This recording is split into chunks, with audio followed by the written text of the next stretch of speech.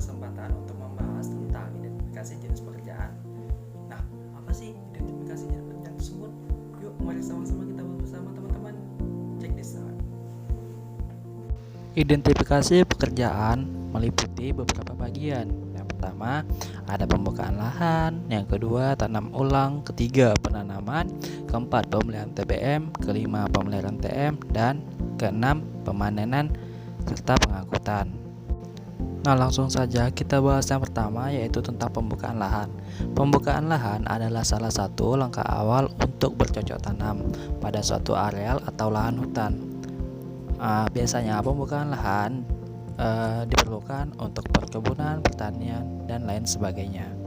Pembukaan lahan terbagi menjadi dua, yaitu pembukaan lahan secara manual dan pembukaan lahan secara mekanis. Nah, untuk pembukaan lahan secara manual sendiri, pembukaan lahan tersebut lebih ramah lingkungan. Biasanya dilakukan pada pembukaan lahan kurang dari 5 hektar yang digunakan untuk bercocok tanam seperti tanaman masyarakat.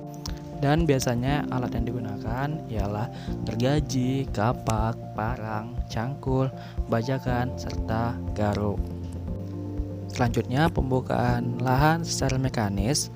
Pembukaan lahan secara mekanis dengan menggunakan peralatan yang modern, biasanya menggunakan chainsaw, bulldozer, ekskavator, dan traktor.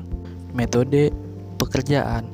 Pertama, pembuatan batas lahan. Guna pembuatan batas lahan ialah untuk mengetahui batas lahan pertama dan batas lahan lainnya. Selanjutnya, penebasan. Penebasan biasa kita lakukan untuk menebas alang-alang yang ada di lahan. Lanjut, ada penebangan. Penebangan kita gunakan biasa untuk menebang pohon-pohon besar seperti pohon-pohon rambung dan lain sebagainya. Selanjutnya, pembersihan lahan. Guna pembersihan lahan agar mempermudah kita untuk penanaman tanaman selanjutnya. Ya baik, kita masuk ke poin yang kedua, yaitu tanam ulang. Tanam ulang biasanya kita lakukan untuk kegiatan penanaman kembali setelah tanaman tua tidak menghasilkan hasil yang produktif lagi. Selanjutnya kita masuk poin yang ketiga, yaitu ialah penanaman. Penanaman, sebelum kita melakukan penanaman, kita harus memastikan dulu penanaman sesuai dengan instruksi kerja dan mempertimbangkan aspek lingkungan serta K3. Sebelum penanaman, lebih baik lubang tanam ditaburi dengan pupuk fosfat terlebih dahulu. Selanjutnya, bibit diecer ke setiap lubang tanam yang ada di lahan. Setelah itu, kita sobek polybag terlebih dahulu dengan menggunakan pisau. Setelah itu, masukkan bibit ke dalam lubang tanam. Pastikan bibit berdiri tegak dan lurus pada barisan. Timbun lubang dan dipadatkan agar tanaman tersebut tidak condong dan tidak tergenang air pada saat hujan mendatang. Ya baik, kita masuk ke poin yang keempat, yaitu pemeliharaan TBM atau tanaman belum menghasilkan. Yang pertama yaitu konsolidasi kegiatan pemeriksa pada setiap blok, melihat infrastruktur yang ada dan yang harus kita perbaiki atau belum ada sama sekali dibuat di dalam blok tersebut. Yang kedua yaitu pemeliharaan jalan kegiatan berupa pengerasan jalan, penimbunan, perawatan parit, pembersihan rumput, dan lain sebagainya. Yang ketiga, pemeliharaan LCC agar tidak menjalar pada tanaman kelapa sawit. Yang keempat, pemeliharaan piringan, membersihkan gulma agar tidak menjalar ke tanaman-tanaman kelapa sawit. Yang kelima, pemupukan tanaman belum menghasilkan. Kegiatan pemupukan kita lakukan pada tanaman muda sesuai dengan jenis dan dosis yang disarankan. 6. Kastrasi, yaitu kegiatan membuang bunga pada umur 14 bulan sampai 6 bulan sebelum panen perdana. Yang ketujuh, pemberantasan hama dan penyakit harus dilakukan karena dapat mengganggu produktivitas tanaman.